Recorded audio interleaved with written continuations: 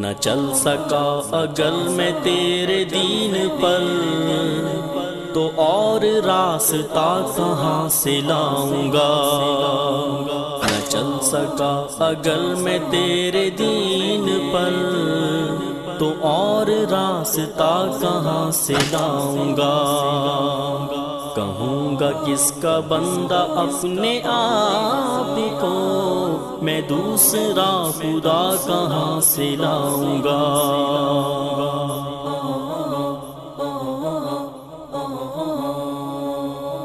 اگر نہ آخر الحمدللہ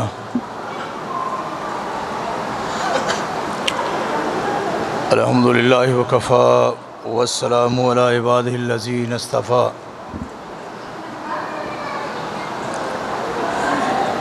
اما بعد فاعوذ باللہ السمیع العلیم من الشیطان الرجیم۔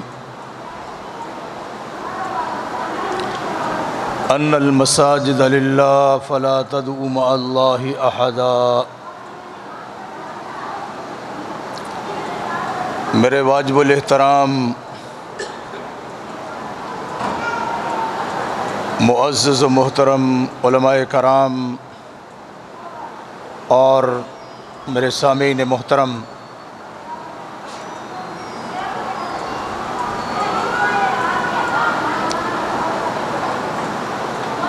اس مختصر سے وقت میں نے مختصر ہی بات کرنی ہے۔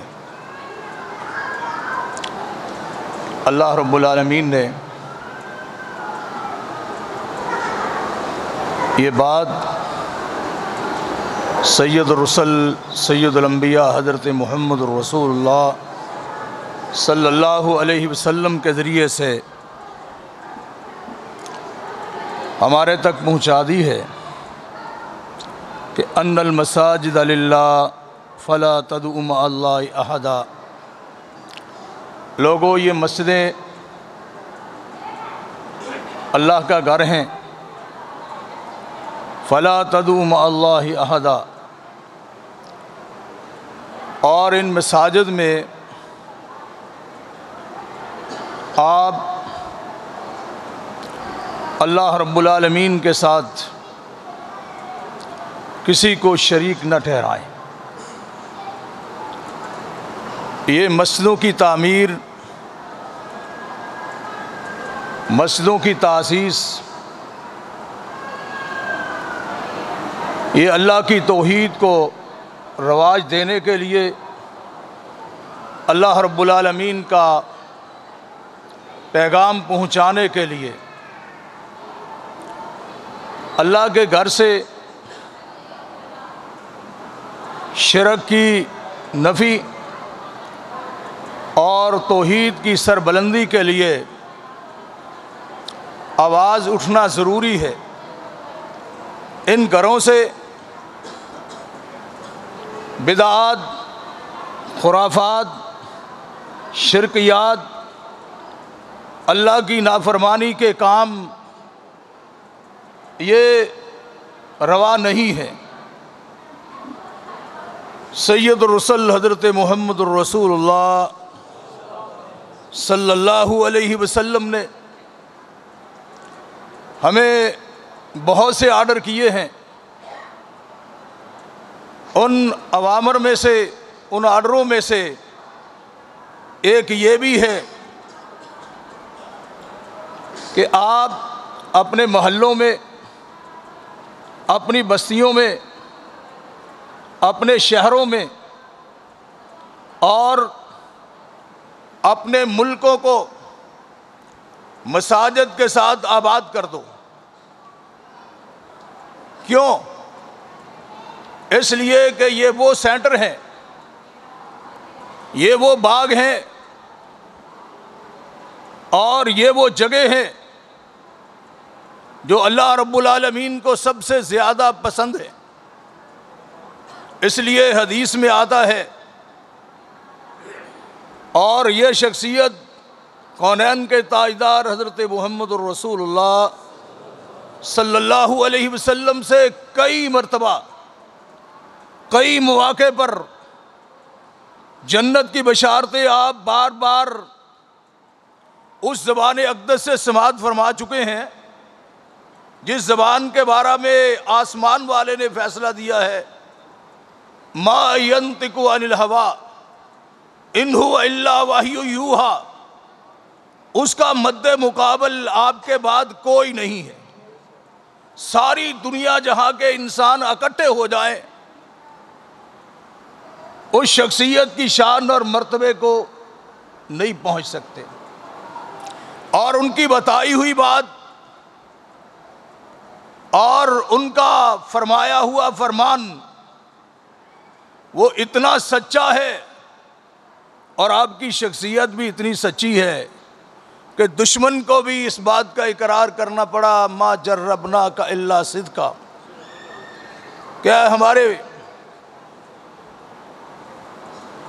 اے محمد ہم نے آج تک آپ کی زندگی میں کذب بیانی کا تجربہ نہیں کیا، جب بھی آپ کو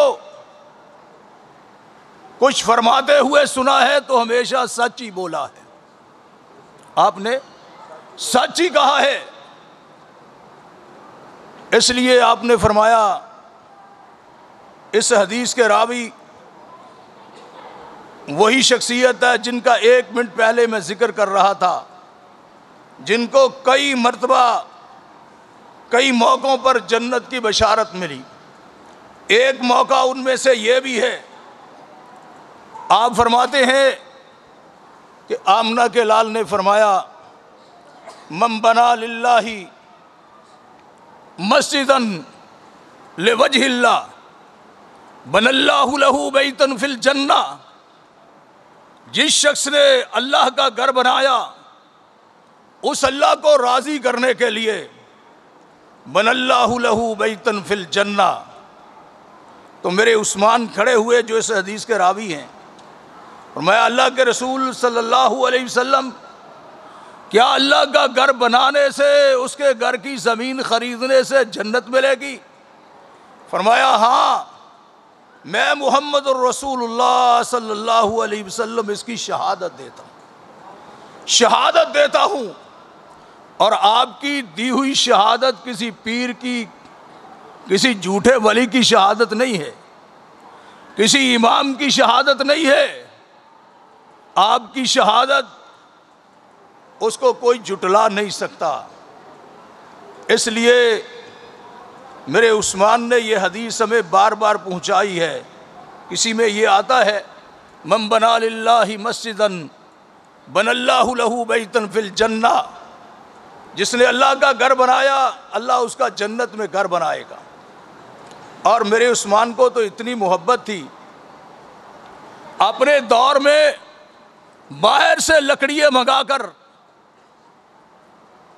مسجد نبوی کو تعمیر کیا، ٹوٹے ہوئے جہاز لا کر مسجد کو، وہاں سے لکڑیاں حاصل کر کے اس کو تعمیر کیا۔ اور میں اللہ سے دعا کرتا ہوں کہ اللہ رب العالمین آپ سب کو اپنے گھر کی زیارت نصیب فرمائے، اور جس مسجد کی زمین خریدنے پر کونین کے تاجدار نے آپ کو جنت کی بشارت سنائی، وہ مسجد بھی اللہ آپ کو دیکھنے کی توفیق نصیب فرمائے۔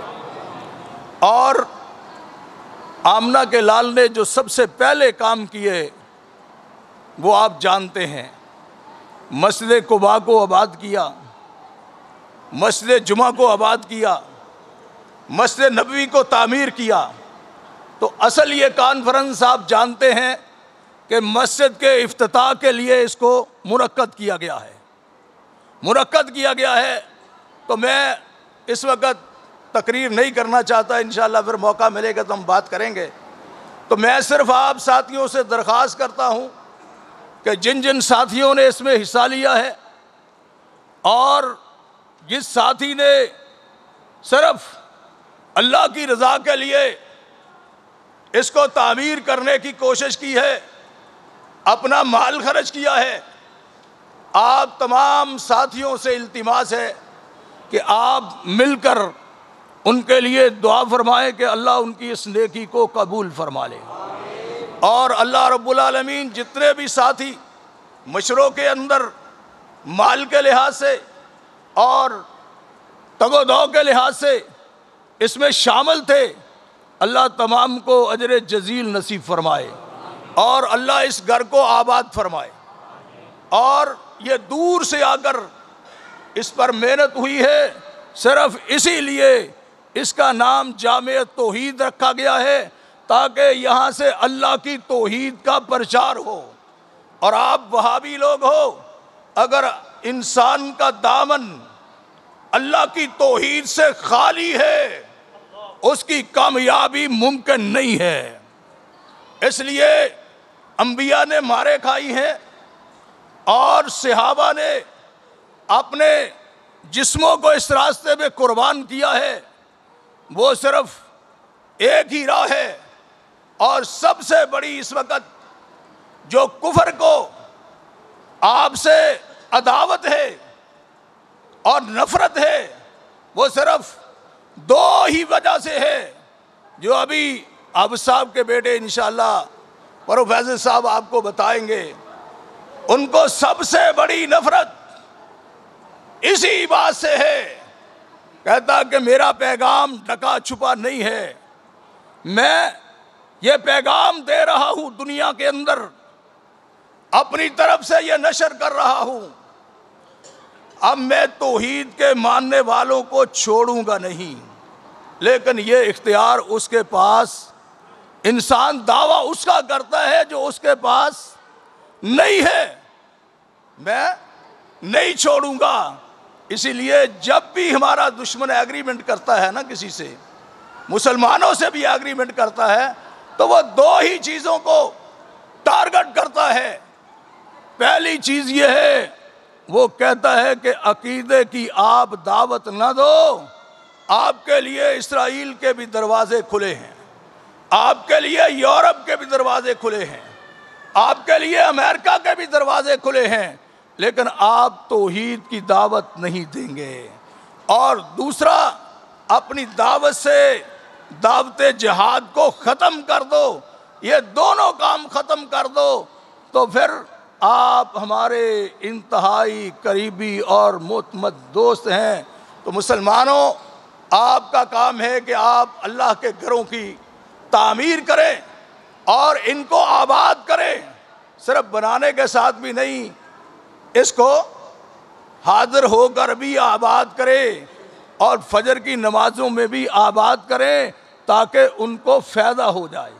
مجھے جس ساتھی نے یہ کہا کہ میرے طرف سے اللہ کا گھر بنانا ہے، بنانا وہاں ہے جہاں کثرت سے نمازی ہوں، جب وہ اللہ کے سامنے سجدہ ریز ہوں تو میری بدعمالیوں کے، میری ظلمتوں کے کاغذوں کو صاف کر دیا جائے، اور اللہ سے میں امید کرتے ہوئے اور اس سے التجا کرتے ہوئے اور اس کی رحمتوں کو سمیٹتے ہوئے میں یہ خیال کرتا ہوں کہ اگر یہ کثرت سے لوگ اپنے رب کے سامنے سجدہ ریز ہوں گے تو میرے گناہوں کو صاف کر دیا جائے گا اور میرے لیے جنت کے اندر گھر بنا دیا جائے گا۔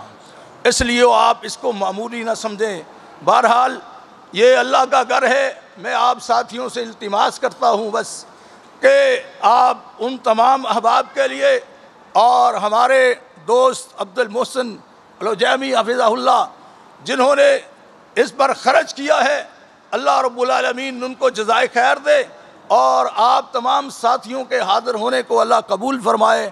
اور قاری صاحب نے بڑی محنت کے ساتھ اس کو بنانے کی کوشش کی ہے اور خوبصورتی بننے میں بھی بہت کوشش کی ہے۔ اللہ رب العالمین ان تمام ساتھیوں کا اپنے گھر میں بہترین، اپنی جنت کے اندر اپنی طرف سے خصوصی گھر اللہ ان کا تعمیر فرمائے۔ اور میں آپ ساتھیوں سے اجازت چاہتا ہوں کہ اللہ رب العالمین ہم سب کو نیکی کے کاموں میں بڑھ چڑھ کر حصہ لینے کی اللہ توفیق نصیب فرمائے۔ اور اس جگہ کے لیے خصوصی آپ نے دعا کرنی ہے۔ آپ کو پتہ ہے کہ زیادہ کثرت سے ساتھی یہاں موجود نہیں ہیں، تو انشاءاللہ آپ دعا کریں گے اور ساتھ دیں گے۔ اس جگہ کو آباد کریں گے تو آخرت کے اندر انشاءاللہ آپ کے لیے اللہ رب العالمین اس کو آپ کے ذخیرہ آخرت میں شامل فرما دیں گے۔ میں اسی پر اکتفا کرتا ہوں، اللہ سے دعا کرتا ہوں کہ اللہ رب العالمین اس جگہ کو آباد فرمائے، اور جن ساتھیوں نے پیسے خرچ کیے ہیں اللہ اس کو قبول و منظور فرمائے، اور اللہ اس کو ہمیشہ کے لیے اس جگہ کو نصیب فرمائے۔ سبحانک اللہم ربنا و بحمدک۔